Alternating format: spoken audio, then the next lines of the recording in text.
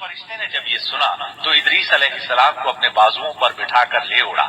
جب یہ چوتھے آسمان سے گزر رہے تھے تو موت کا فرشتہ زمین پر آنے کے لیے اتر رہا تھا، وہیں دونوں کی ملاقات ہو گئی۔ دوست فرشتے نے موت کے فرشتے سے ادریس علیہ السلام کے بارے میں گفتگو کی۔ موت کے فرشتے نے دریافت کیا، ادریس علیہ السلام کہاں ہیں؟ اس نے کہا، میری پشت پر۔ موت کا فرشتہ کہنے لگا، مجھے اللہ کی طرف سے یہ حکم ملا ہے کہ چوتھے آسمان پر ادریس علیہ السلام کی روح قبض کروں۔ اس لیے میں سخت حیرت میں تھا کہ یہ کیسے ممکن ہے، ادریس علیہ السلام تو زمین پر ہیں۔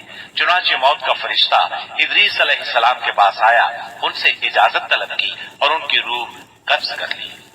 انبیاء کو یہ امتیاز حاصل ہے کہ فرشتہ ان کی اجازت کے بغیر ان کی روح قبض نہیں کر سکتا، اور رسول اللہ صلی اللہ علیہ وسلم کو تو یہ اختیار دیا گیا کہ آپ دنیا میں مزید رہنا پسند کریں تو رہ سکتے ہیں، یا پھر رفیق اعلیٰ کی رفاقت کو پسند کر لیں۔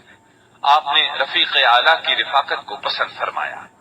اس طرح ادریس علیہ السلام کی روح چوتھے آسمان پر قبض کی گئی۔ انہیں بھی عیسیٰ علیہ السلام کی طرح آسمان پر اٹھایا گیا۔ فرق یہ ہے کہ عیسیٰ علیہ السلام کی روح قبض نہیں کی گئی۔ یہ واقعہ نقل کر کے کعب رحمت اللہ علیہ فرماتے ہیں کہ اللہ تعالیٰ کے ارشاد وَرَفَعْنَاهُ مَكَانًا عَلِيًّا کی تفسیر یہی ہے، لیکن درست بات یہ ہے کہ یہ اسرائیلی روایت ہے۔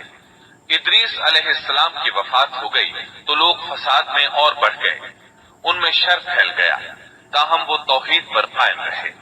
بت پرستی کا ان میں کوئی شعور نہیں تھا۔ لوگ آدم علیہ السلام کی وفات کے 1000 سال بعد تک توحید پر قائم رہے۔ ان میں فسق و فجور ضرور تھا لیکن شرک نہیں تھا۔ اللہ تعالیٰ کے اس ارشاد كَانَ النَّاسُ أُمَّةً وَاحِدَةً دراصل لوگ ایک ہی امت تھے کا یہی مطلب ہے۔